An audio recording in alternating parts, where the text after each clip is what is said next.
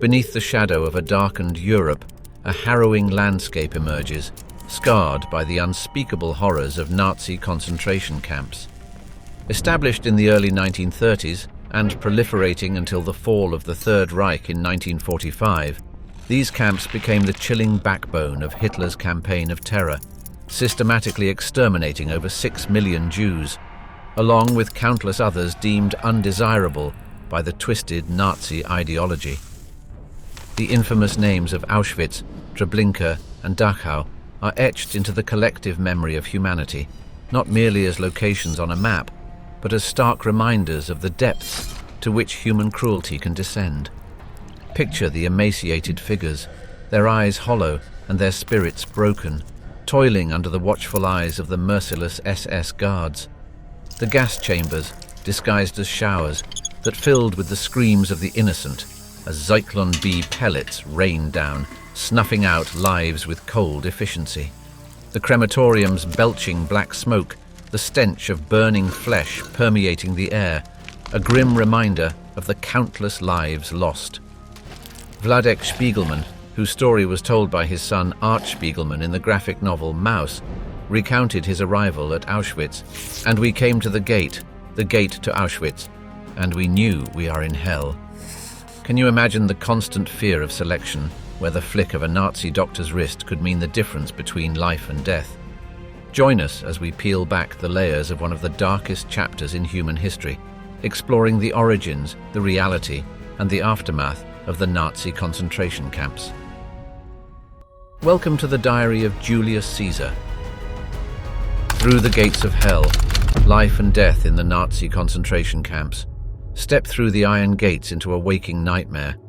This was the grim reality facing the millions of prisoners, Jews, political dissidents, Roma, homosexuals, and others deemed undesirable, who entered the Nazi concentration camps from 1933 to 1945.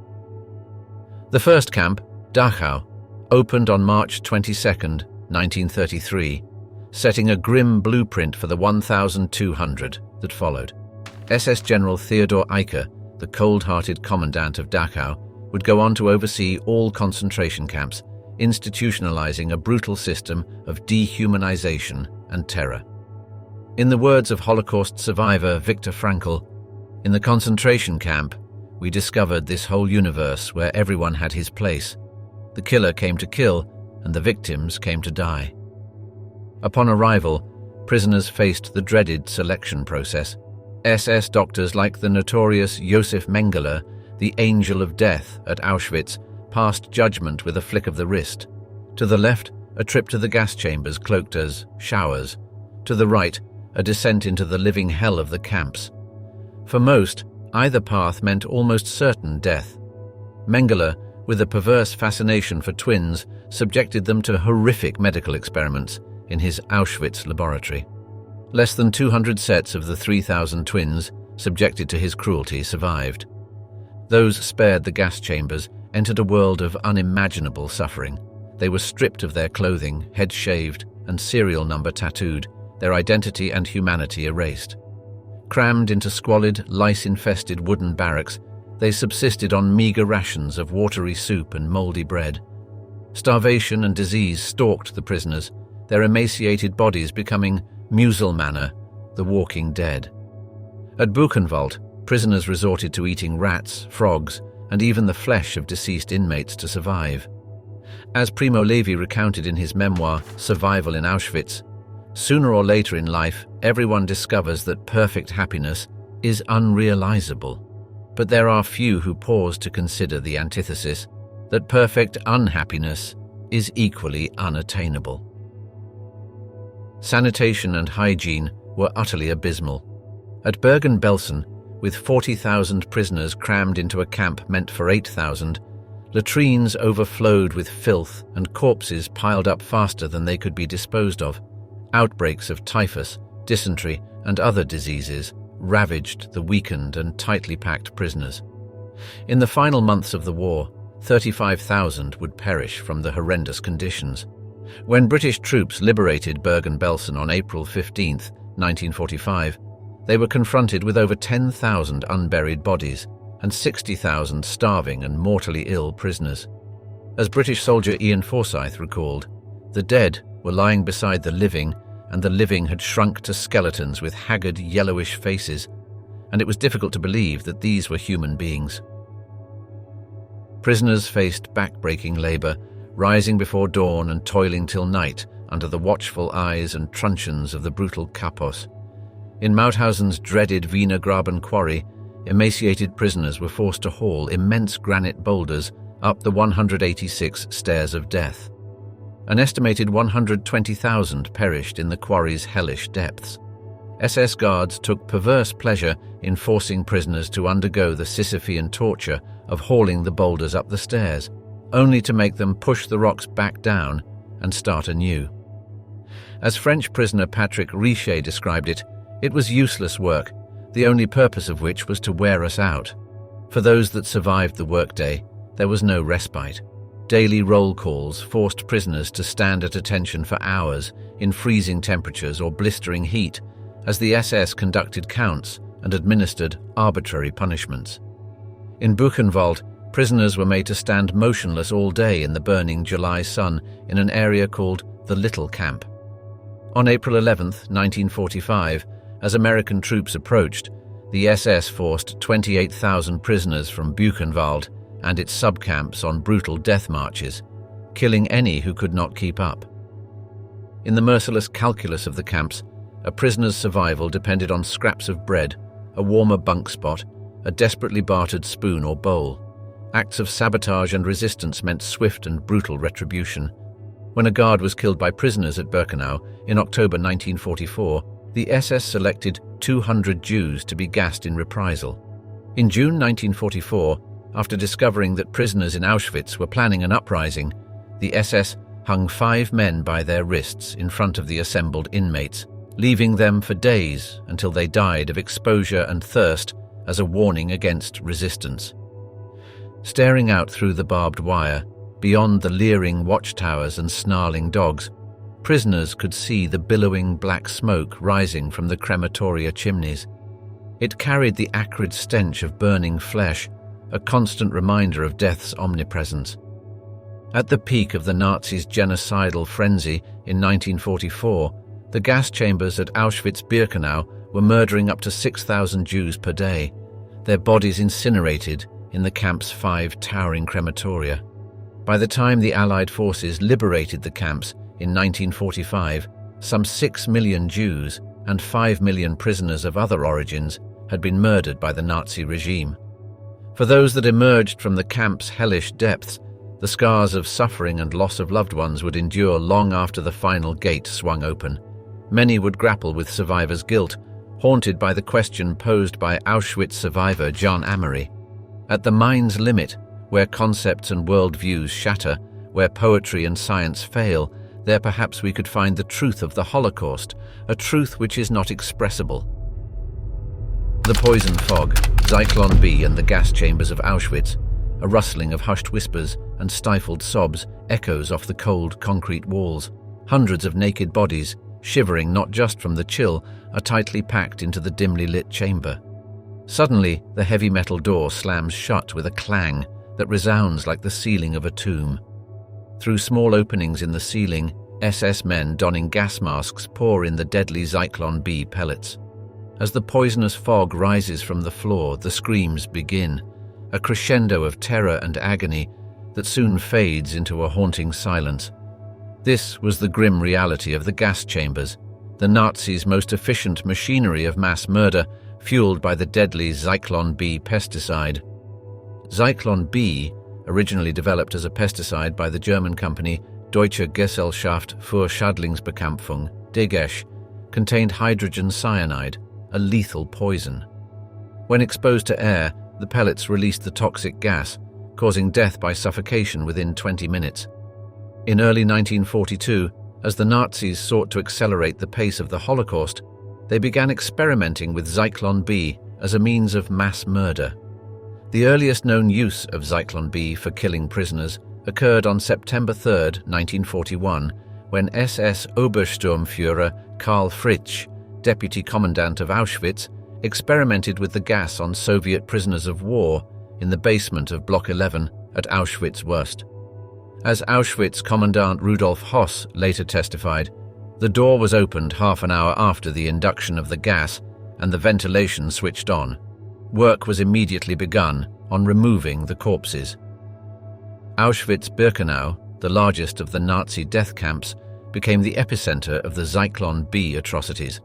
The camp's first primitive gas chamber, the Little Red House or Bunker 1, was put into operation in early 1942. SS Hauptsturmführer Karl Fritsch, deputy commandant of Auschwitz, oversaw the inaugural gassing of 600 Soviet prisoners of war and 250 ill inmates.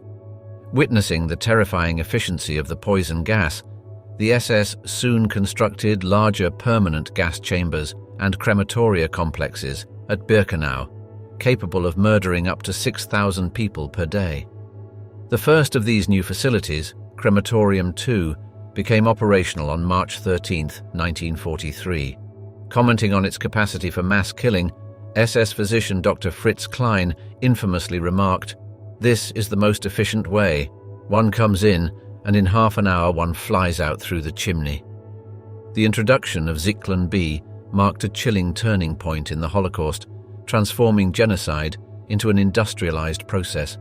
The cold, calculated method of the gassing stood in stark contrast to the frenzied brutality of the firing squads used in the earlier phases of the Holocaust. As Rudolf Höss, the infamous commandant of Auschwitz, coldly observed in his memoir, "The killing itself took the least time. You could dispose of 2,000 head in half an hour, but it was the burning that took all the time." Höss, who presided over the murder of an estimated 1.1 million people at Auschwitz, described the gassing process with chilling detachment. Half an hour after the introduction of the gas, the door was opened and the ventilating appliances were put into action. The removal of the bodies was begun immediately. The use of Zyklon B in the gas chambers was a closely guarded secret, with the SS going to great lengths to maintain the illusion that the chambers were merely showers or delousing facilities. Prisoners, many still clinging to the faint hope of survival, were deceived until the very end. The SS used various euphemisms to conceal the true nature of the gas chambers, referring to them as bathhouses, disinfection chambers, or special treatment facilities. The Zyklon B canisters themselves were labeled as materials for Jewish resettlement, a chilling example of the Nazis' penchant for bureaucratic obfuscation. As Holocaust survivor and author Elie Wiesel observed, "The executioner killed for nothing, the victim died for nothing. No God ordered the one to prepare the steak, nor the other to mount it." For the Sonderkommandos, the Jewish prisoners forced to assist in the grisly operation of the gas chambers and crematoria, the horror of Zyklon B was inescapable. They were tasked with removing the tangled heaps of corpses from the chambers, shearing off hair, removing gold teeth, and feeding the bodies into the fiery maws of the crematoria. Yaakov Gabai, a Greek Jew and member of the Sonderkommando, described the harrowing scene. "As the chambers were being emptied, we saw a thin grey layer covering the bodies. It looked like a snowfall. That was all that was left of the Zyklon B gas." The Sonderkommandos, privy to the innermost workings of the Nazi death machine, lived under the constant threat of death, with periodic liquidations ensuring that they could not bear witness to the atrocities. In a heart-wrenching note found buried at Auschwitz, Sonderkommando member Zalman Gradowski wrote, "Dear finder, search everywhere. Tens of documents are buried under it, which will throw light on everything that was happening here. We, the Sonderkommando workers, have expressly strewn them all over the terrain, so that the world should find material traces of the millions of murdered people." The sheer scale of the slaughter, facilitated by Zyklon B, defies comprehension. By the war's end, an estimated 1.1 million people, the vast majority Jews, had been murdered in the gas chambers of Auschwitz alone. The numbers, however, fail to convey the true horror of the Zyklon B atrocities. Toiling in the shadow of death, forced labor in the Nazi concentration camps. In the bleak, barbed wire-encircled world of the Nazi concentration camps, work meant life, and life hung by the fraying thread of a prisoner's utility. From the crack of dawn until the haunting call of dusk, emaciated figures in striped uniforms toiled under the watchful eyes and ready truncheons of the SS guards. Forced labor, often in conditions that defied the very notion of human endurance, became a cornerstone of the concentration camp system, a twisted coupling of genocide and economic exploitation. As the gears of the Nazi war machine turned, so too did the cogs of the concentration camp labor apparatus. Prisoners, reduced to mere numbers etched on their tattered uniforms, found themselves thrust into a grim tableau of work detachments and commandos. In the sprawling network of subcamps that metastasized from the main concentration camps, inmates labored in a macabre array of settings, from the subterranean hell of armament factories to the bone-strewn quarries that devoured bodies and souls alike. At Buchenwald alone, over 136 subcamps and external commandos were established between 1937 and 1945, each a unique circle of the forced labor inferno. The din of machinery and the acrid stench of chemicals filled the air in the armament factories that sprouted like poisonous mushrooms in the shadow of the camps. From the subterranean depths of Mittelbau-Dora, where prisoners toiled to produce the V-2 rockets that rained terror on Allied cities, to the sprawling industrial complex of Auschwitz III Monowitz, where inmates labored in the synthetic rubber plant of IG Farben, the lifeblood of the Nazi war effort flowed through the veins of forced labor. In the bowels of Mittelbau-Dora, an estimated 60,000 prisoners were worked to death between 1943 and 1945 in the service of the Nazi rocket program. As survivor Jean-Michel recalled, the only escape people had was death. Death was a kind of freedom. At Buchenwald, nestled in the once verdant hills of Thuringia, the clang of the anvil and the hiss of the forge echoed through the camp's gustatory. Here, prisoners were put to work in the camp's armament factories, their nimble fingers conscripted to craft the very weapons that would rain destruction upon their own people. Elie Wiesel, who endured the soul-crushing regimen of Buchenwald's labor detachments, recalled in his memoir, Night, "We were put to work in a factory, in an armaments factory. We knew we were working for the German war effort, but what choice did we have? Work or die, that was the equation." Among the most notorious of Buchenwald's subcamps was Dora Mittelbau, where inmates toiled in underground tunnels to assemble the V-1 and V-2 rockets. As Wiesel wrote, "To work in underground factories, without air or light, was slow death." The insatiable appetite of the Nazi war machine found its fodder in the concentration camp labor pool. Prisoners, their bodies pushed to the limits of endurance, became cogs in the infernal machinery of production. At the Ravensbrück women's camp, inmates were forced to work in the Siemens and Halski electrical equipment factory, their nimble fingers soldering and assembling components for the very regime that had condemned them to a living death. As survivor Selma van der Peer recalled, "You knew you were working for the enemy, but if you wanted to survive, you had to do it." The women of Ravensbrück also toiled in a variety of other forced labor settings, from the camp's brick factory to the sewing workshops where they produced SS uniforms. As survivor Gemma LaGuardia Gluck wrote in her memoir, "Here we worked for 12 hours in the sewing shop, making German soldiers' clothing. If the piece you worked on was not absolutely perfect, you would be beaten, and beaten hard." The twisted calculus of the concentration camp system valued prisoners only insofar as they could contribute to the Nazi war effort. Those deemed unfit for work, the elderly, the infirm, and young children, were often consigned to the gas chambers upon arrival. For those who passed the initial selection, the spectre of extermination through labor loomed large. As SS Chief Heinrich Himmler chillingly remarked in a 1943 speech at Posen, the hard decision had to be taken to have this people disappear from the earth. In the concentration camps, we had to come to the decision: do we want to use the men as workers or not? The Mengele Experiments, Auschwitz's angel of death and the perversion of medicine. In the sinister shadow of the Nazi concentration camps, where humanity was stripped away and life hung by a gossamer thread, a twisted perversion of the healing arts took root. Under the guise of medical research, a macabre orchestra of experimentation and suffering played out, conducted by the cold, clinical hands of physicians who had sworn an oath to do no harm. Among this grim pantheon of medical malefactors, one name stands out, a byword for the darkest depths of human cruelty: Dr. Josef Mengele, the infamous Angel of Death of Auschwitz. As survivor Irene Vogel-Weiss recalled, he was a handsome man, very polite, but his politeness was almost unreal. He didn't treat us like we were human beings. We were just objects to him, objects for his experiments. Mengele, a young, ambitious SS physician, arrived at Auschwitz in May 1943, his crisp uniform and polished boots belying the depravity that lurked within. With a wave of his gloved hand, he sealed the fates of countless prisoners on the selection ramp, his cold, appraising gaze determining who would live to be exploited and who would die in the gas chambers.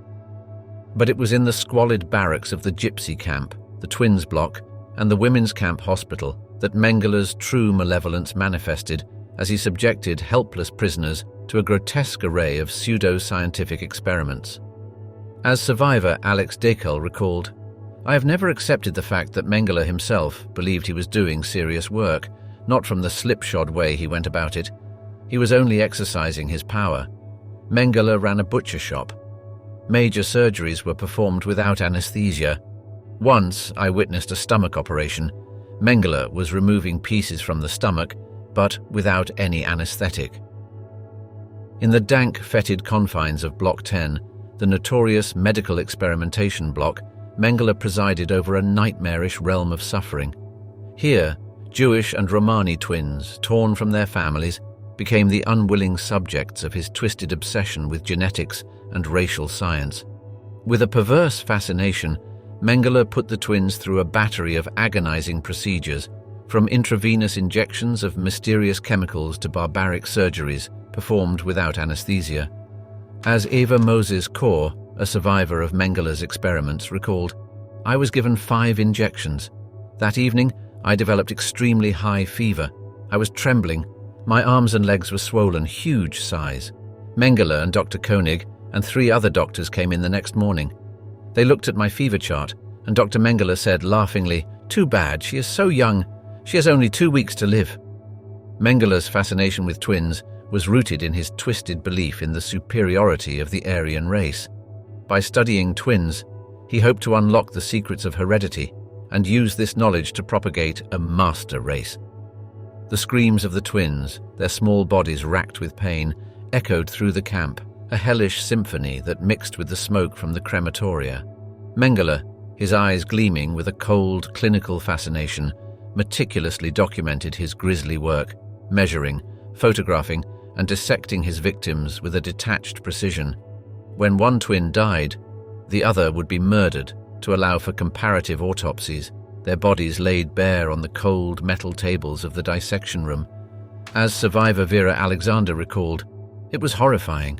Mengele was a doctor who became mad because of the power he was given.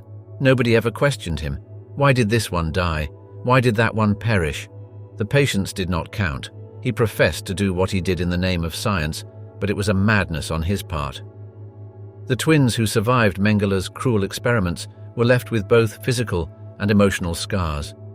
As Eva Moses Kaur reflected, "I was a guinea pig. I was an experimental animal. I was dehumanized. I was humiliated. My dignity was taken away from me. I was nothing but a mass of cells to be studied." Beyond the twins, Mengele's cruel gaze fell upon the Romani prisoners, whose vibrant culture and nomadic ways marked them as outsiders in the twisted racial hierarchy of the Third Reich. In the so-called Gypsy family camp, Mengele subjected his captive subjects to a grotesque array of experiments, from forced sterilizations to the testing of unproven drugs and chemicals. As survivor Hugo Hollenreiner recalled, Mengele had a habit of turning up, silently like a devil, at all times of day and night, like death itself. He had a special fascination for dwarves and cripples. These poor wretches were also examined by him. They were measured, photographed. There was no escape. The suffering of the Romani prisoners, their lives treated as expendable in the pursuit of Mengele's twisted vision of science, stands as a grim testament to the depths of cruelty that festered in the concentration camps.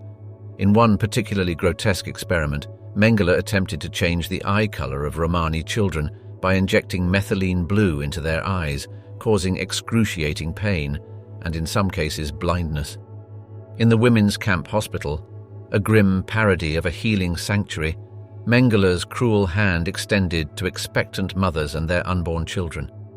Here, in the squalid wards reeking of disease and despair, he conducted horrific experiments on pregnant women, injecting them with unknown substances and subjecting them to agonizing surgeries.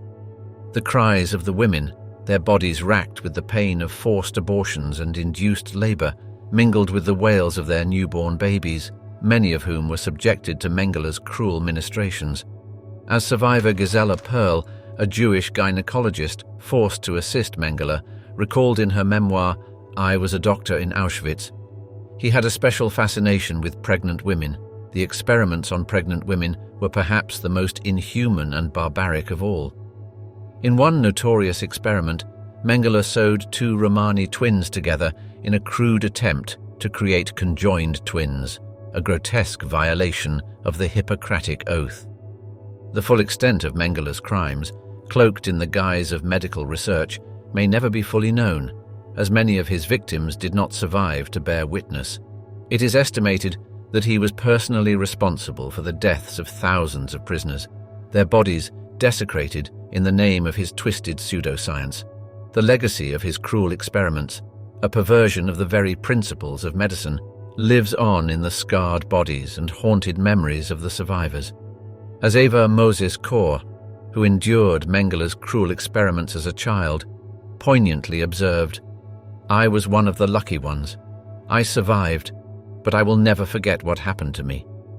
Despite the heinous nature of his crimes, Mengele escaped justice, fleeing to South America where he lived out his days in hiding. He drowned while swimming off the coast of Brazil in 1979, never having faced trial for his crimes against humanity. The slow death, starvation and disease in the shadow of the swastika. In the grim, barbed wire-encircled world of the Nazi concentration camps, death stalked the emaciated prisoners like a constant spectre, its icy grip tightening with each passing day. Starvation and disease, twin harbingers of the end, ravaged the squalid barracks and festering latrines, their merciless toll etched in the hollow cheeks and sunken eyes of the damned. In this nightmarish realm, where survival hinged on the whims of fate and the cruelty of the SS, the very essence of human dignity was stripped away, leaving only the primal struggle against the relentless onslaught of hunger and sickness. As Auschwitz survivor Primo Levi so poignantly observed, the law of the lager said, "Eat your own bread, and if you can, that of your neighbor." In the early days of the concentration camp system, before the full extent of Nazi barbarity was laid bare, starvation was wielded as a calculated tool of subjugation and control.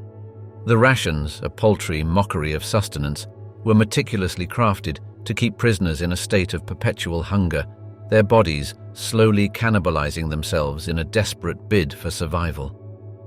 In Dachau, one of the first and most notorious camps, established in 1933, prisoners were subjected to a starvation diet of watery soup and a small crust of bread, a meager fare that left them weak, emaciated, and vulnerable to the ravages of disease. As Dachau survivor Paul Bourbon recalled, "The hunger was so intense that you could no longer think of anything else. You became a wild beast, ready to kill for a crust of bread." The effects of starvation were so profound that many prisoners resorted to eating grass, leaves, and even insects to stave off the gnawing hunger. As Buchenwald survivor Elie Wiesel described in his memoir, Night, "We were satisfied with the daily soup, even when it was made from nettles. We were ready to eat anything." As the war dragged on and the Nazi Empire began to crumble, the already meager rations dwindled to a cruel joke. In the waning months of 1944, prisoners in Auschwitz, the largest and deadliest of the camps, were subsisting on a starvation diet of less than 300 calories per day, a slow death sentence that left them skeletal shadows of their former selves. The once robust bodies of prisoners, their flesh stripped away by the relentless gnaw of hunger, took on a grotesque, almost inhuman appearance, their ribs protruding like the bars of a macabre xylophone. As Auschwitz survivor Elie Wiesel poignantly described in his memoir Night, we were withered, dried-up trees in the heart of the desert. Our eyes were sunken, our skin grey, our bodies shriveled. We were not living beings but starving shadows. The effects of starvation were so severe that many prisoners experienced the dreaded Muselmann stage, a term used to describe those who had lost all will to live and were on the brink of death. As Primo Levi described in his memoir Survival in Auschwitz, their life is short, but their number is endless.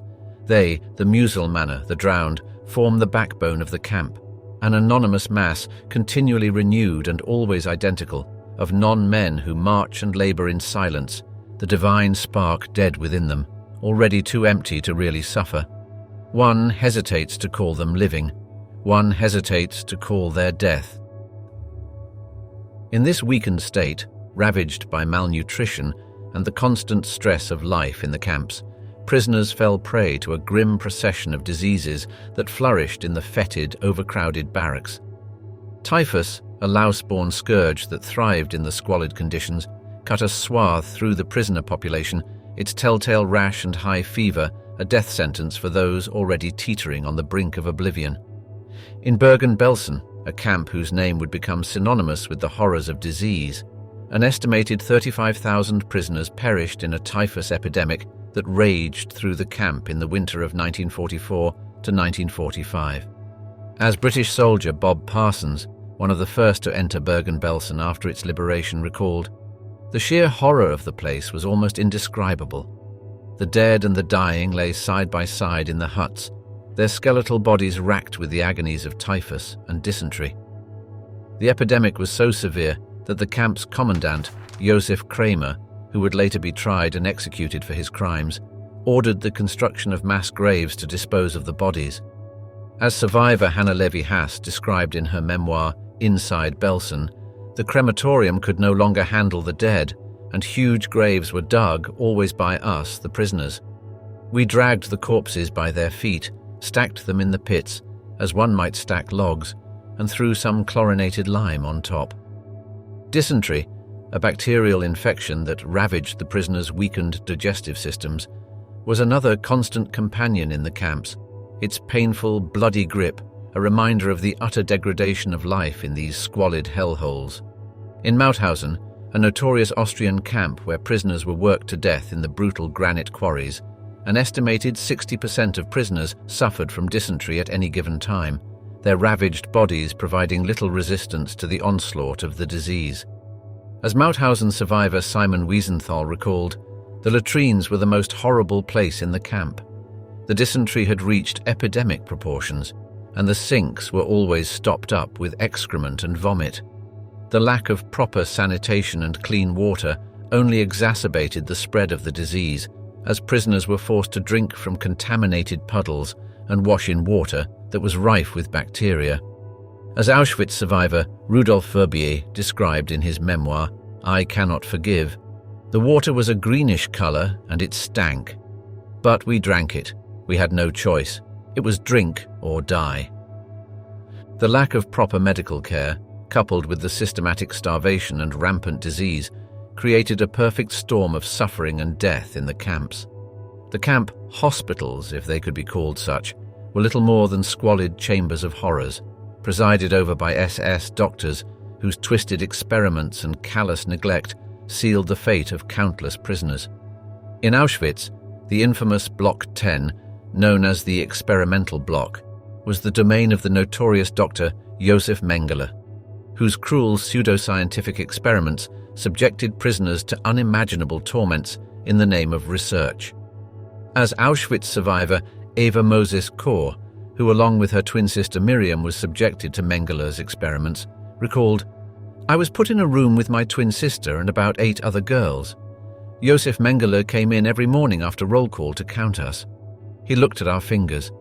He would grab us, pinch us in the breast, in the stomach, in the arms, and then he would pull my hair.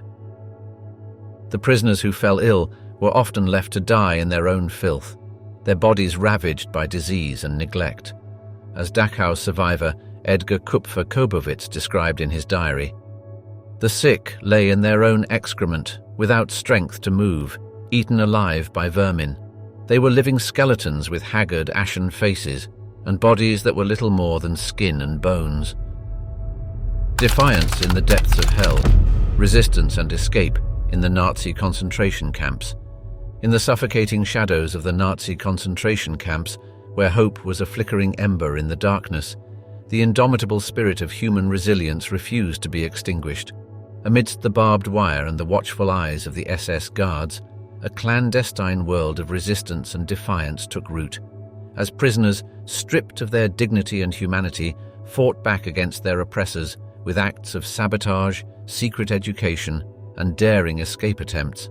In these squalid hellholes, where death and suffering were constant companions, the flame of resistance burned bright, a testament to the unbreakable will of those who refused to submit to the twisted machinations of the Third Reich. As Holocaust survivor and resistance fighter Yitzhak Antek Zuckerman once said, "The duty of the survivor is to bear testimony to what happened. You have to warn people that these things can happen, that evil can be unleashed. Race hatred, violence, idolatries, they still flourish." The resistance within the concentration camps took many forms, from subtle acts of sabotage to clandestine networks of mutual aid and support. In Auschwitz, the largest and deadliest of the camps, a group of Jewish women, known as the Sonderkommando, worked in the gas chambers and crematoria, tasked with the grim duty of disposing of the bodies of their fellow prisoners. Despite the unimaginable horrors they witnessed daily, these women found ways to resist, smuggling out scraps of paper and other materials to document the atrocities they had seen. As Sonderkommando member Rosa Robota recalled, "We did not want the world to forget what had happened here. We wanted to leave a record so that future generations would know the truth." In Buchenwald, a camp known for its brutal conditions and high death toll, prisoners organized secret education classes, defying the Nazi edict that prohibited such activities. In the dank, overcrowded barracks, prisoners huddled together to learn languages, discuss politics, and share their knowledge with one another. As Buchenwald survivor Horch Semprun recalled, in the midst of that inferno, there was still a thirst for knowledge, a desire to learn and to teach. It was a way of resisting, of holding on to our humanity in the face of such inhumanity. These clandestine classes, held under the constant threat of discovery and punishment, were a testament to the unbreakable spirit of the prisoners, who refused to let the Nazis extinguish the light of knowledge and culture. One of the most remarkable examples of this kind of resistance occurred in Block 31, where a group of prisoners organized a secret university, complete with lectures on history, literature, and politics. As Jürgen Kogon, a political prisoner who survived Buchenwald, wrote in his memoir, "The Theory and Practice of Hell," the thirst for knowledge, the will to learn and to teach, was one of the most striking phenomena of camp life. The concentration camp was, quite literally, a university in which the intellect was systematically mobilized against the forces of evil. Sabotage was another common form of resistance within the camps, as prisoners found ways to undermine the Nazi war machine from within. In Dachau, a camp established in 1933 to hold political prisoners, a group of prisoners working in the camp's munitions factory deliberately misaligned the sights on rifles and other weapons, rendering them useless in battle. As Dachau survivor Paul Bourbon recalled, "It was a small act of sabotage, but it gave us a sense of power, a feeling that we could strike back against our oppressors in some small way." Similar acts of sabotage occurred in camps throughout the Nazi Empire, as prisoners risked their lives to undermine the regime that had enslaved them. In Sachsenhausen, a camp located just north of Berlin, a group of prisoners working in the camp's brick factory intentionally mixed substandard materials into the bricks, weakening their structural integrity. As survivor Harry Naujoks recalled in his memoir, My Life in the Concentration Camps, we did everything we could to sabotage production, from accidentally breaking tools and machinery to producing defective materials. It was our way of fighting back, of resisting in whatever way we could. Escape attempts, though rare and often met with brutal reprisals, were the ultimate act of resistance within the concentration camps. In Sobibor, a camp in Nazi-occupied Poland that served as a hub of the Nazi extermination program, a group of Jewish prisoners staged a daring uprising on October 14, 1943. Led by Leon Feldhendler and Alexander Pechersky, a Soviet Jewish prisoner of war, the prisoners killed several SS guards and made a break for freedom. As Pechersky later recalled, "We knew that our chances of survival were slim, but we also knew that we had to try. We could no longer bear to live under the constant shadow of death." Of the roughly 600 prisoners in the camp, around 300 managed to escape in the chaos, though many were later recaptured and executed. The Sobibor uprising, though ultimately unsuccessful in liberating the camp, remains a powerful symbol of resistance and defiance in the face of unimaginable odds. The price of resistance within the concentration camps was high, as those caught engaging in acts of sabotage or defiance faced brutal reprisals from the SS guards. In Mauthausen, an Austrian camp known for its brutal conditions, a group of Soviet prisoners staged an attempted mass escape on February 2, 1945. The prisoners, who had been working in the camp's quarry, overpowered their guards and made a break for the nearby woods. The SS quickly mounted a response, hunting down the escapees with dogs and machine guns. Of the roughly 500 prisoners who attempted to escape, only a handful survived. The rest were either killed in the pursuit or executed upon recapture. As Mauthausen survivor Simon Wiesenthal recalled, "The SS made sure that everyone in the camp knew the price of resistance. They left the bodies of the dead escapees lying in the courtyard for days as a warning to the rest of us." Despite the brutal consequences, prisoners continued to resist in whatever ways they could, driven by a fierce determination to maintain their humanity in the face of unimaginable cruelty.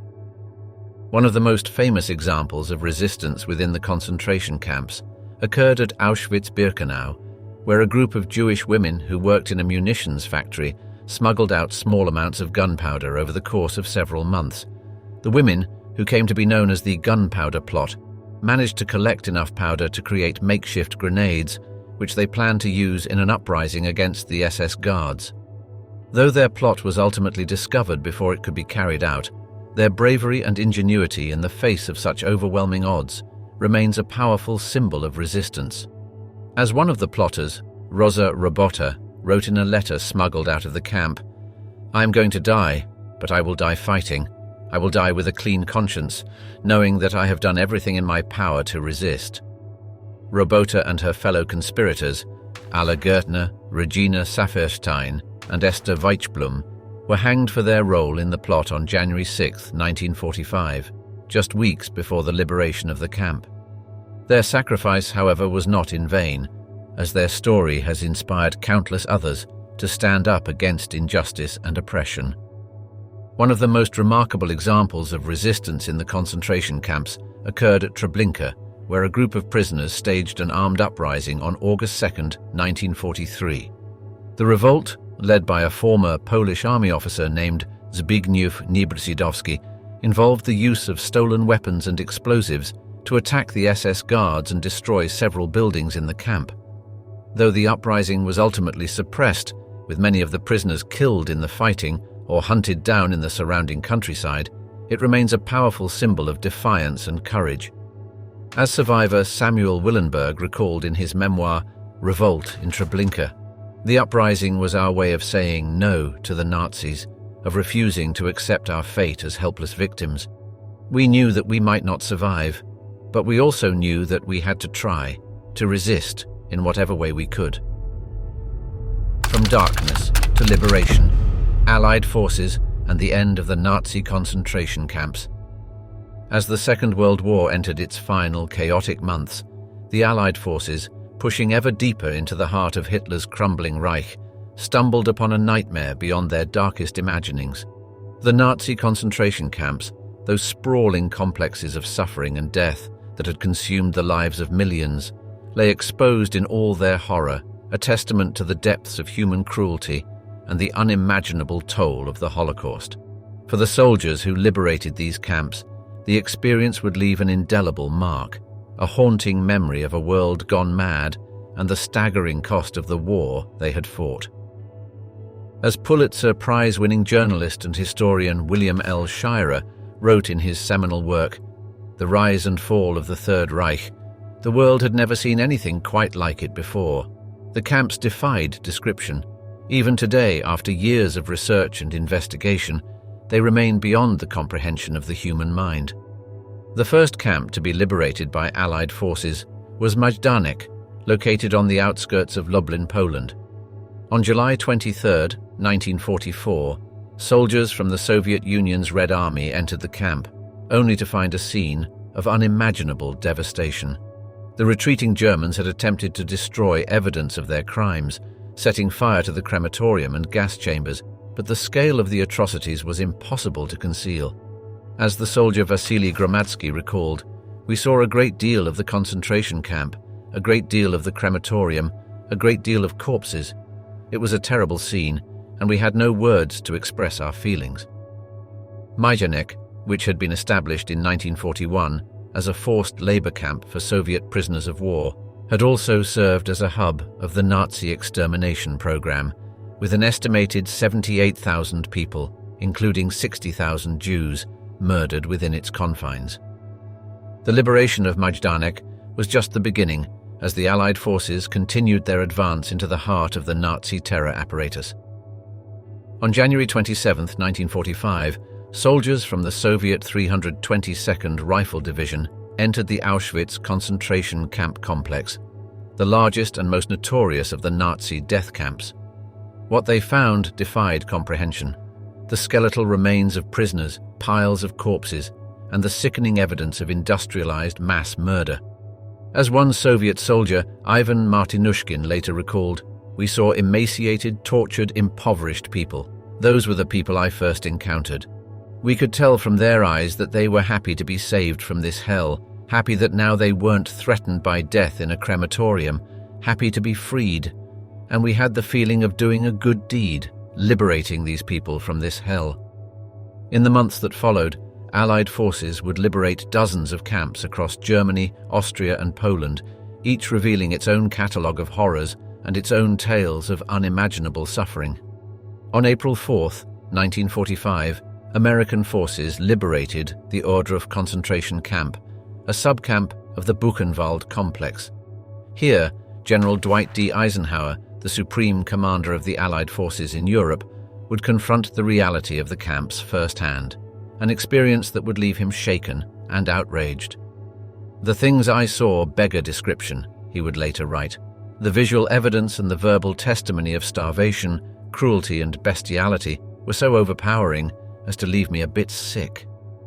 Eisenhower would go on to urge members of Congress and journalists to visit the camps, to bear witness to the evidence of Nazi crimes, and to ensure that the world would never forget the magnitude of what had occurred. On April 11, 1945, American forces liberated the Buchenwald concentration camp, located near the German city of Weimar. Here, too, the scene was one of devastation and despair, with emaciated prisoners and piles of corpses testifying to the brutal conditions and rampant disease within the camp. As American soldier Harry Snodgrass recalled, the living skeletons still able to walk about looked like a scene from Dante's Inferno. Hell could be no worse. The prisoners, many of whom had been subjected to forced labor, starvation, and brutal mistreatment, greeted their liberators with a mix of joy and disbelief, scarcely able to comprehend that their long nightmare had finally come to an end. Among those liberated at Buchenwald was Elie Wiesel, the Romanian-born Jewish writer and Holocaust survivor who would go on to become one of the most powerful voices of the post-war era. "We were masters of nature, masters of the world," he would later write of the moment of liberation. "We had forgotten everything: death, fatigue, our natural needs. Stronger than cold or hunger, stronger than the shots and the desire to die, condemned and wandering, mere numbers. We were the only men on Earth. Just a few days later, on April 15, 1945, British forces liberated the Bergen-Belsen concentration camp located in northern Germany. Here, the scale of the suffering was even greater, with an estimated 60,000 prisoners found living in conditions of unimaginable squalor and disease. As British soldier Dennis Norden recalled, the bodies were a ghastly sight. Some were green. They looked like skeletons covered with skin. The flesh had all gone. There were bodies of small children among the grown-ups. In other parts of the camp, there were hundreds and hundreds of corpses lying around, in many cases piled 5 or 6 high. The scenes at Bergen-Belsen, where an estimated 50,000 people, including Anne Frank and her sister Margot, perished, were among the most horrific encountered by Allied forces during the liberation. "I have never seen anything so horrible," British soldier John Randall would later recall. "It was like stepping into hell." The liberation of the camps, while bringing an end to the immediate suffering of the prisoners, was only the beginning of a long and painful process of recovery and rebuilding. For many of the survivors, the physical and emotional scars would last a lifetime, a constant reminder of the unimaginable trauma they had endured. As Elie Wiesel, a survivor of Auschwitz and Buchenwald, would later write in his memoir, "Night, never shall I forget that night, the first night in camp, that turned my life into one long night, 7 times sealed. Never shall I forget the small faces of the children whose bodies I saw transformed into smoke under a silent sky. Never shall I forget those flames that consumed my faith forever." The trauma of the camps and the scars left by years of unimaginable suffering would haunt the survivors for decades to come, a testament to the enduring impact of the Holocaust on those who lived through it. Judgment at Nuremberg, the quest for justice in the wake of the Holocaust. In the smouldering ruins of post-war Germany, as the world struggled to come to terms with the staggering scale of the atrocities committed by the Nazi regime, a new battle was just beginning. This was a battle not fought with guns and bombs, but with evidence and testimony, a battle to bring those responsible for the Holocaust to justice and to ensure that such crimes could never be repeated. At the center of this struggle stood the city of Nuremberg, once the heart of the Nazi movement, now transformed into a global stage where the fate of the perpetrators would be decided. As the American prosecutor Robert H. Jackson declared in his opening statement at the International Military Tribunal, "The wrongs which we seek to condemn and punish have been so calculated, so malignant and so devastating that civilization cannot tolerate their being ignored because it cannot survive their being repeated."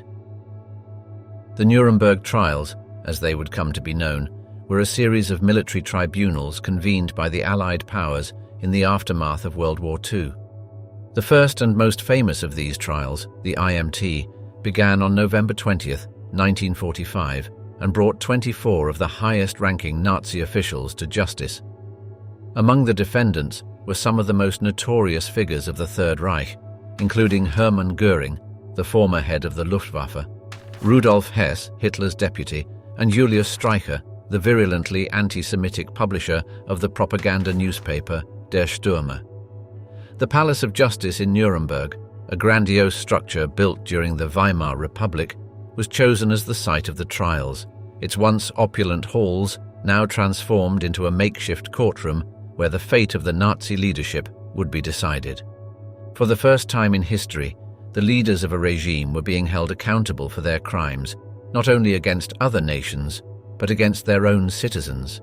The charges leveled against the defendants were groundbreaking in their scope and severity: crimes against peace, war crimes, and crimes against humanity.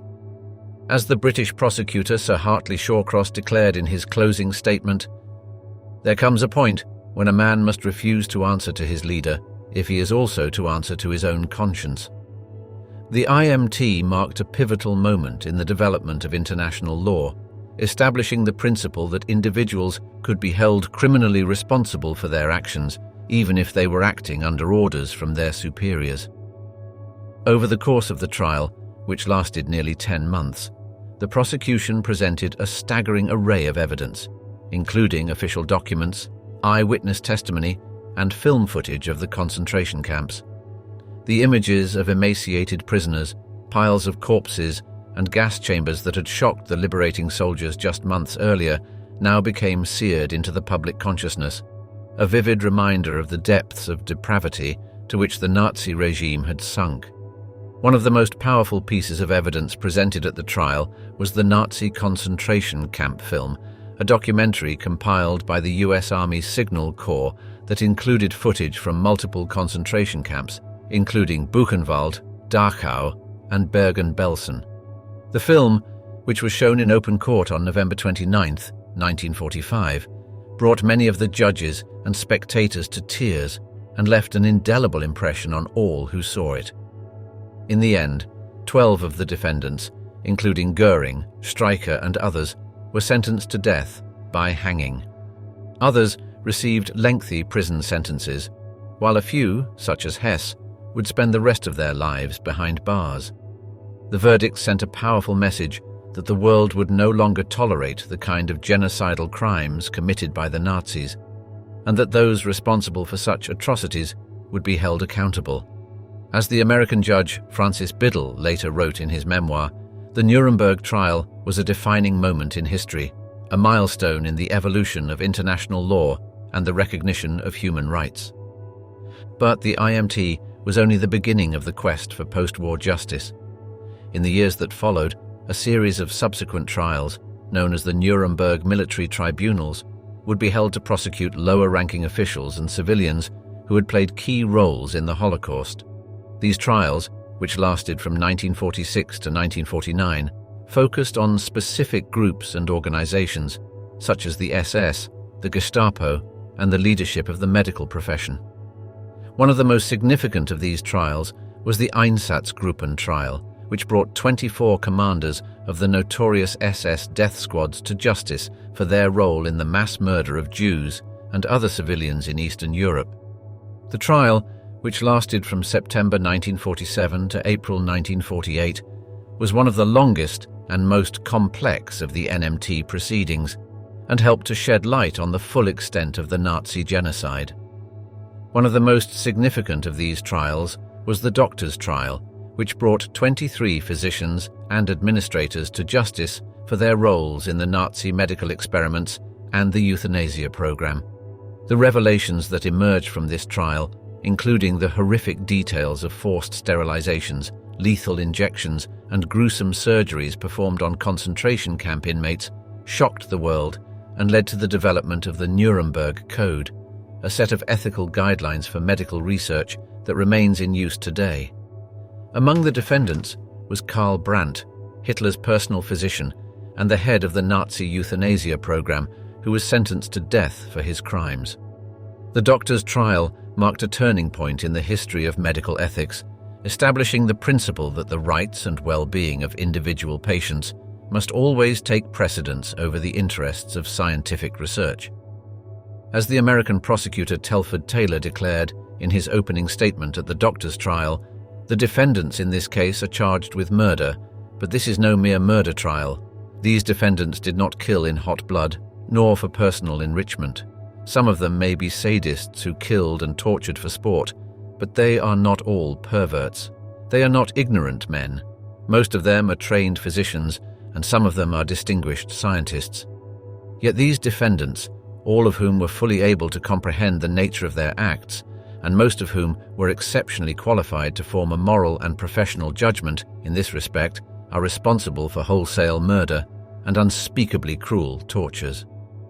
The legacy of Nuremberg can be seen in the numerous international criminal tribunals that have been established in the decades since, from the International Criminal Tribunal for the former Yugoslavia to the International Criminal Court. These institutions, born out of the ashes of the Holocaust, have played a vital role in holding perpetrators of atrocities accountable and in providing a measure of justice for victims and their families. The Rome Statute, which established the International Criminal Court in 2002, includes many of the same crimes that were prosecuted at Nuremberg, including genocide, crimes against humanity, and war crimes. But the quest for post-war justice was not limited to the courtroom. In the years following the war, a concerted effort was made to track down and bring to justice the thousands of Nazi war criminals who had fled Europe in the aftermath of Germany's defeat.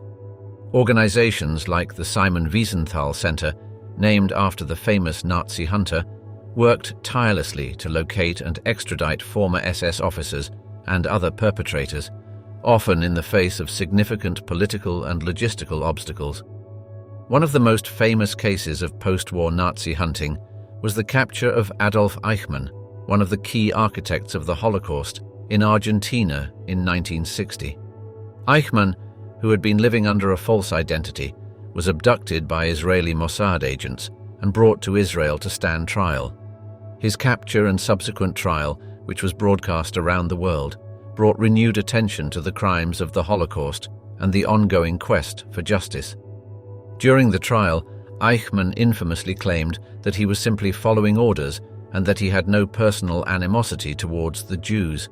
But the prosecution, led by Israeli Attorney General Gideon Hausner, argued that Eichmann had played a central role in the planning and implementation of the final solution, and that his actions were driven by a deep-seated anti-Semitism. In his closing statement, Hausner declared, "The man in the glass booth is not alone. He is not unique. There are many others like him, and they too must be brought to justice." The impact of the Nuremberg trials can also be seen in the way that the Holocaust is remembered and memorialized around the world. The United States Holocaust Memorial Museum in Washington, D.C., which opened in 1993, includes a special exhibit on the Nuremberg trials, featuring original artifacts and documents from the proceedings. The museum's mission statement declares that the Holocaust was not an accident in history. It occurred because individuals, organizations, and governments made choices that not only legalized discrimination, but also allowed prejudice, hatred, and ultimately mass murder to occur. The legacy of Nuremberg also lives on in the work of organizations like the International Criminal Court and the United Nations, which continue to investigate and prosecute cases of genocide, war crimes, and crimes against humanity around the world. In recent years, these efforts have led to the conviction of high-profile figures such as Ratko Mladic, the Bosnian Serb general who was found guilty of genocide and other crimes during the Bosnian War of the 1990s, and Radovan Karadzic, the former president of the Bosnian Serb Republic, who was also convicted of genocide and other atrocities. As we delve into the harrowing depths of history, the Nazi concentration camps stand as a chilling reminder of the depths of human cruelty. From the haunting gates of Auschwitz, where an estimated 1.1 million lives were brutally extinguished, to the somber ruins of Dachau, the first concentration camp established by the Nazi regime in 1933, these sites bear witness to an unimaginable tragedy. As we ponder the immense suffering endured during the Holocaust, let us draw strength from the resilient words of Viktor Frankl, a Holocaust survivor and psychiatrist. Even in the most absurd, painful, and dehumanizing situation, life has potential meaning, and that therefore even suffering is meaningful. May his profound insights remind us of the importance of finding purpose and meaning, even in the darkest of times. Thank you for joining us on this journey of remembrance and reflection. Until next time, may we strive to create a world where such atrocities remain confined to the pages of history, never to be repeated. Goodbye.